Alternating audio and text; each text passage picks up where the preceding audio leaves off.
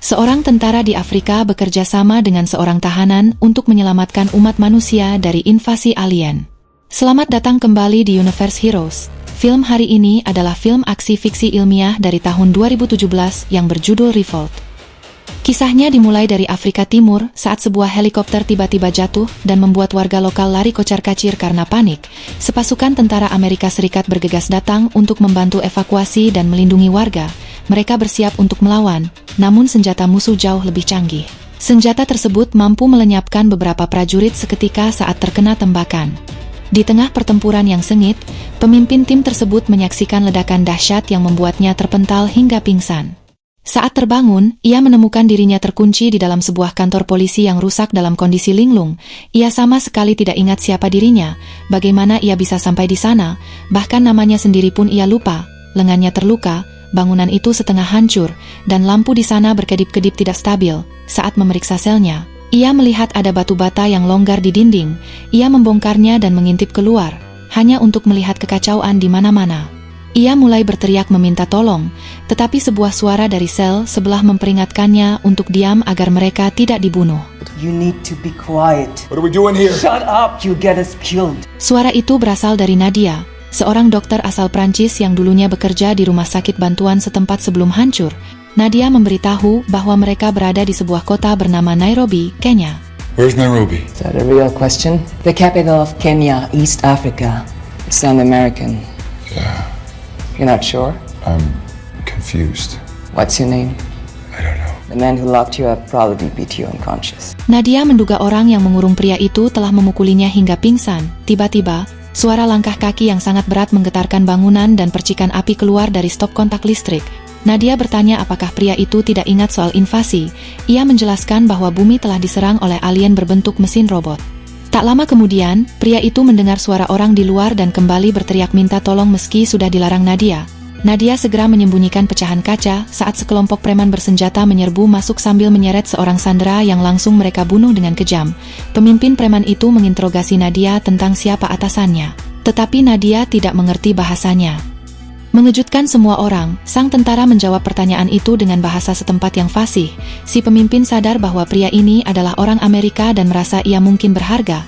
Namun, saat sel dibuka, sang tentara langsung menyerang. Ia bertarung jarak dekat dengan para preman hingga ia dan salah satu preman jatuh menembus jendela.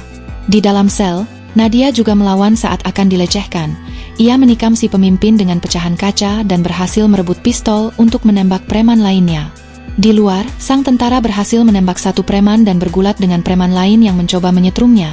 Anehnya, ia memegang ujung alat penyetrum yang menyala tanpa terluka sedikit pun, malah mengalirkan balik listrik tersebut untuk melumpuhkan penyerangnya. Saat ia berusaha memahami apa yang terjadi, robot alien raksasa muncul. Ia bersembunyi di dalam mobil rongsokan, tetapi robot itu hanya memindainya dan pergi meninggalkannya tanpa cedera. Ia kembali ke kantor polisi dan mendapati Nadia sudah membereskan sisanya. Karena ia masih tidak ingat namanya, Nadia melihat huruf Bo di lengan bajunya dan memutuskan untuk memanggilnya dengan nama itu. Setelah mengobati luka dan mengumpulkan senjata, Bo dan Nadia pergi mencari tempat yang aman. Bo ingin menuju pangkalan militer AS terdekat, namun Nadia skeptis dan merasa pangkalan itu mungkin sudah hancur. Bo bersikeras bahwa pasti masih ada orang di bunker yang mencoba menghubungi Pentagon. Nadia kemudian memberikan kabar pahit. Seluruh satelit telah hancur 8 hari lalu dan Pentagon sudah tidak ada lagi. Meski begitu, Bo tetap bertekad untuk berjuang dan Nadia pun setuju ikut dengannya. Mereka menemukan mobil yang masih bisa digunakan. Saat Bo memperbaiki ban dan Nadia mencari persediaan makanan, Bo mendapat kilasan ingatan tentang pertempuran lamanya, meski gambaran itu masih belum jelas. Di perjalanan, Nadia mengaku bahwa ia pernah menjadi petugas medis di tentara Prancis. Itulah sebabnya ia mahir menggunakan senjata. Tiba-tiba, mobil mereka ditembaki dan mereka terpaksa keluar jalan. Mereka dikepung oleh tentara Kenya. Nadia mencoba bernegosiasi dalam bahasa Swahili, mengaku sebagai dokter bantuan asing yang dikawal tentara AS. Tak disangka, Bo justru berbicara dalam bahasa lokal dan memerintahkan komandan mereka untuk mundur. Komandan itu mengatakan bahwa militer AS sudah tidak ada, namun bersedia melepaskan mereka demi air minum. Namun, salah satu prajurit melihat simbol di lengan Bo dan berteriak bahwa Bo berasal dari TEDIS, stasiun radar. Bo melucuti salah satu dari mereka, menembak para penyerang, dan hanya menyisakan sang komandan dan seorang prajurit perempuan. Ia memaksa si perempuan meletakkan senjata dan menuntut penjelasan soal tato itu. Sang komandan menjelaskan bahwa ada stasiun radar Amerika yang dijaga ketat di dekat perbatasan barat. Dengan simbol yang sama, ia juga menyebut bahwa warga curiga mesin-mesin alien itu buatan Amerika. Karena antena-antena di stasiun radar tersebut adalah satu-satunya yang masih berdiri, prajurit perempuan itu mencoba menyerang Bo. Tapi ia berhasil dilumpuhkan tanpa tembakan. Bo kembali mendapat kilas ingatan. Bo dan Nadia mengambil jeep para tentara itu dan melanjutkan perjalanan ke stasiun radar. Dalam perjalanan, Nadia mencatat bahwa Bo pasti pernah bertugas di pasukan khusus, mengingat kemampuan bertarung dan penguasaan berbagai bahasanya yang luar biasa. Bo melepas perbannya dan menyadari bekas lukanya membentuk tanda panah yang mengarah ke stasiun radar. Baginya, itu tanda mereka harus ke sana. Nadia masih ragu, bagaimana jika tentara Kenya benar, dan orang-orang Amerika di sana terlibat? Bo menjawab singkat, mereka akan menghadapi dan menghilangkan siapapun yang menghalangi. Tak lama kemudian, mereka melihat tanda peringatan ranjau darat, sehingga terpaksa memutar melalui sebuah kota yang ditinggalkan. Di sana, jalan dipenuhi kabel listrik yang tercecer dan bersparks berbahaya. Saat mereka berpikir mencari jalan lain, robot alien muncul di belakang mereka. Tanpa pilihan lain, mereka menginjak gas dan menerobos kabel-kabel itu. Robot itu mengejar dan mulai menembak. Kendaraan mereka mogok, sehingga mereka terpaksa turun dan lari, bersembunyi di balik puing-puing. Tiba-tiba mereka mendengar teriakan seorang anak. Seorang bocah perempuan dan ayahnya sedang diburu robot itu. Mereka hanya bisa menyaksikan sang mesin membunuh sang ayah di depan anaknya. Nadia melepas tembakan untuk mengalihkan perhatian robot, tapi terlambat, si gadis kecil pun menjadi sasaran berikutnya. Robot itu memindai area sekitar, termasuk posisi Bo dan Nadia, namun sekali lagi berlalu tanpa menyerang. Malam itu, mereka berkemah. Bo melontarkan beberapa candaan ringan untuk mencairkan suasana yang berat.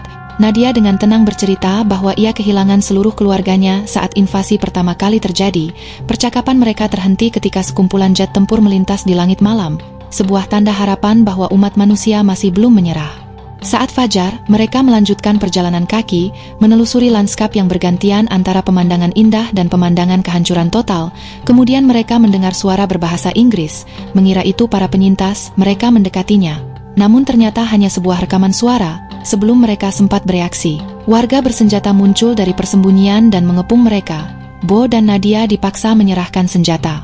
Warga itu membawa mereka ke sebuah bangunan rusak dan membelenggu mereka ke bangkai mobil. Tak lama kemudian, dua pria naik motor melaju melewati mereka, memancing robot alien untuk mendekat. Rencana mereka jelas, Bo dan Nadia dijadikan umpan. Robot itu memindai Bo, tapi lagi-lagi tidak menyerangnya. Para warga melancarkan jebakan, meledakkan ranjau di bawah robot dan menghujaninya dengan tembakan. Robot itu hampir tidak bergeming. Mereka lalu melilitkan rantai besar ke tubuhnya dan akhirnya berhasil menjatuhkannya dengan kejutan listrik. Namun sesaat kemudian, lebih banyak robot berdatangan dan membantai hampir semua pejuang dalam hitungan detik. Di tengah kekacauan itu, Bo dengan susah payah membebaskan diri dari belenggu dan membantu Nadia melarikan diri. Mereka bersembunyi hingga robot-robot yang tersisa mengejar seorang pengendara motor yang kabur, memberi mereka celah sempit untuk lolos. Perjalanan mereka berlanjut. Di atas sebuah jembatan, mereka hampir menembak apa yang tampak seperti lingkaran bidik sniper. Ternyata itu pantulan sinar matahari dari lensa kamera. Kamera itu milik seorang jurnalis foto bernama Stander, yang sedang terluka parah. Nadia bergegas menghampiri untuk menolong, tapi Stander menolak, mengatakan lukanya fatal dan ia sudah sekarat. Stander bercerita bahwa ia telah mendokumentasikan segalanya sejak invasi dimulai. Kapal-kapal alien, serangan-serangan, bahkan anak-anak yang ikut berjuang melawan. Ia menunjukkan foto-foto memilukan, termasuk gambar seorang bocah yang berdiri seorang diri menghadapi robot alien. Menurutnya, foto-foto itu adalah bukti bahwa umat manusia belum menyerah. Sebuah ledakan dari kejauhan mengguncang area itu dan mereka bergegas masuk ke dalam bangunan kosong untuk berlindung. Di dalam, Stander memperhatikan simbol di lengan Bo dan langsung mengenalinya. Ia pernah melihat simbol itu di sebuah stasiun radar dalam salah satu fotonya.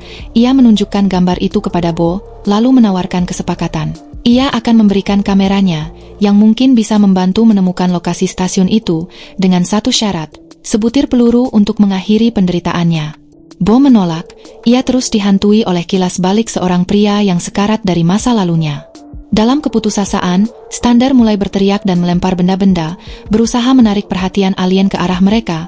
Tanpa pilihan lain, Nadia dengan berat hati mengakhiri penderitaannya dengan mencekiknya. Setelah semua yang mereka lalui, Bo dan Nadia melanjutkan perjalanan menyusuri jalan, menggunakan foto-foto milik Stander sebagai panduan untuk menemukan stasiun radar.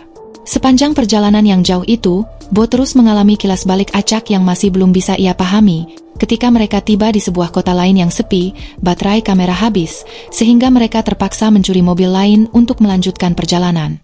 Setelah berjam-jam berkendara, mereka mendengar suara aneh dari radio mobil. Penasaran, mereka berhenti untuk memeriksa. Di dekat situ, mereka menemukan bangkai robot yang sudah hancur. Tanda pertama bahwa mesin-mesin itu ternyata bisa dikalahkan. Bo berkomentar pasti ada kelemahan di suatu tempat. Sebuah cara untuk melawan dan menghancurkan mereka semua. Tiba-tiba, mereka mendengar suara langkah berat dan melihat badai debu raksasa mendekat.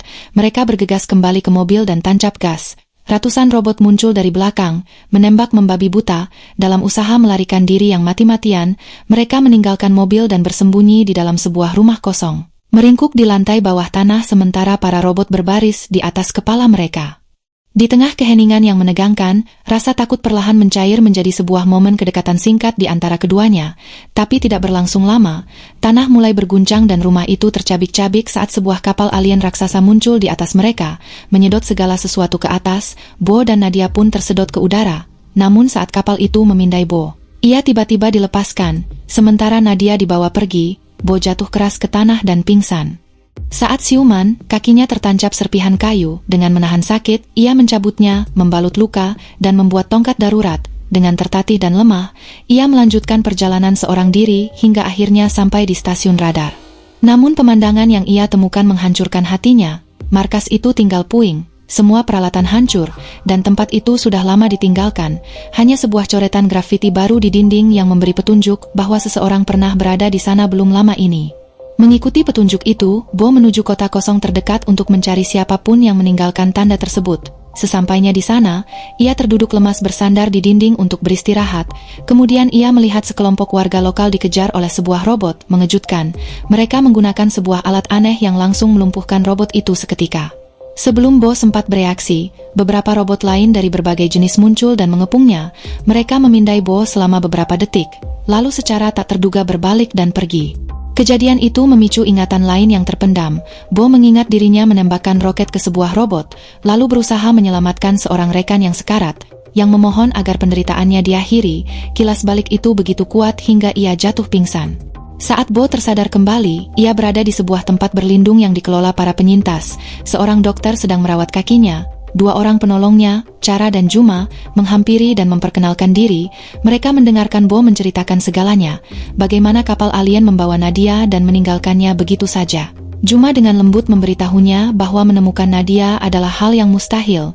Tidak ada yang pernah kembali dari kapal-kapal itu. Namun Cara dibuat bingung. Mengapa alien justru membiarkan Bo tetap hidup? Merasa ada sesuatu yang janggal, Juma dan Cara membawa Bo menemui seorang insinyur bernama Rodri. Rodri menjelaskan bahwa ia telah membangun perangkat EMP, alat yang memancarkan gelombang elektromagnetik untuk melumpuhkan perangkat elektronik, yang mampu menonaktifkan para robot. Ia memperlihatkan prototipe berukuran besar yang dirancang untuk meledak di bawah salah satu kapal alien. Ledakan yang cukup kuat untuk mematikan semua mesin sekaligus. Satu-satunya masalah adalah cara mendekati kapal itu, karena kapal hanya muncul di tempat yang dipenuhi banyak manusia untuk ditangkap. Ketika Cara menyebutkan bahwa Bo tidak ikut di bawah kapal itu, Rodri tampak sangat terkejut. Tak lama kemudian, seorang penjaga memanggil lewat radio dan melaporkan bahwa ratusan robot sedang mengepung posisi mereka. Para penyintas panik, bertanya-tanya bagaimana mesin-mesin itu bisa menemukan mereka. Pandangan Bo jatuh pada sketsa-sketsa robot di dinding Rodri, dan ingatannya tiba-tiba kembali dengan jelas. Ia ingat pernah ditangkap oleh sebuah robot. Kabel-kabel dipaksa masuk ke mulutnya saat sebuah alat pelacak ditanamkan ke tulang belakangnya. Sebelum pingsan, ia menggambar tanda panah di lengannya sebagai petunjuk untuk dirinya sendiri. Menyadari kebenaran itu, Bo mengaku bahwa dialah penyebab para robot menemukan persembunyian mereka.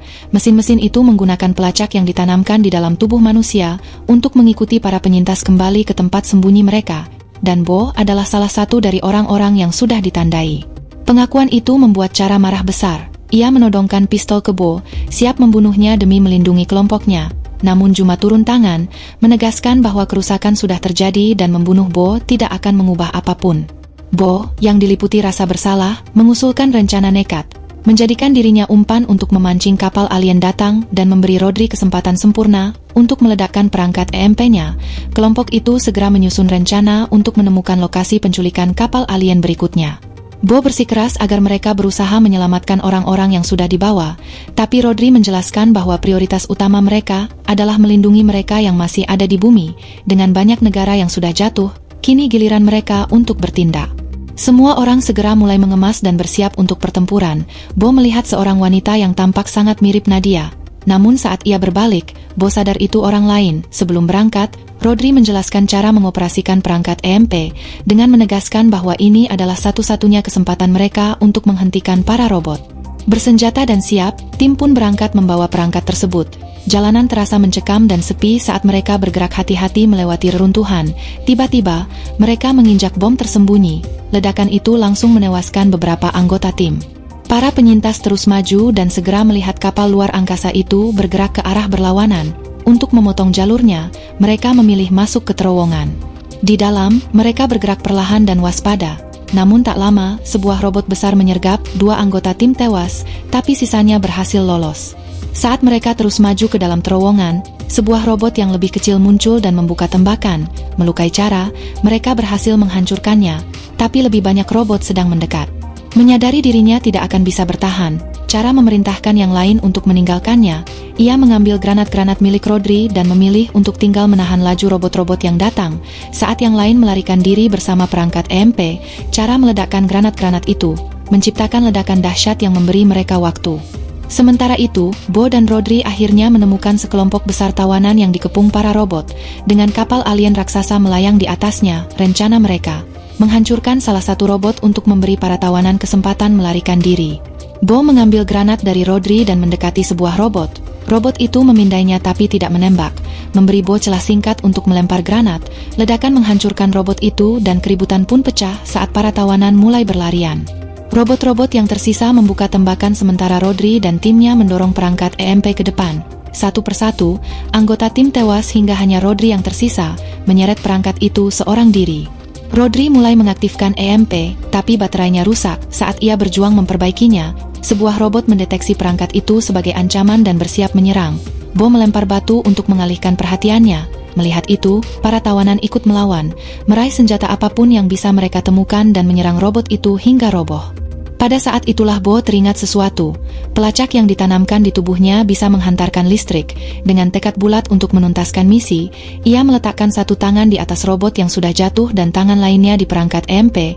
Listrik mengalir deras melalui tubuhnya saat ia menyalurkan energi ke dalam mesin itu. EMP pun aktif, melepaskan gelombang kejut raksasa yang melumpuhkan semua robot di area tersebut. Kapal alien itu jatuh dan meledak dalam kobaran api. Bo ambruk karena kelelahan dan tenggelam dalam ketidaksadaran. Dalam benaknya, ia melihat kilas balik waktu-waktunya bersama Nadia. Perjalanan mereka, ikatan yang terjalin, dan perjuangan mereka untuk bertahan hidup. Saat ia membuka mata, Rodri ada di sisinya, tersenyum dan memberitahunya bahwa rencana itu berhasil. Para robot sudah pergi. Bo berkata ia kini ingat segalanya. Mereka membantu Bo berdiri dan bertanya nama aslinya. Bo terdiam sejenak, lalu tersenyum dan berkata, I'm going with Bo.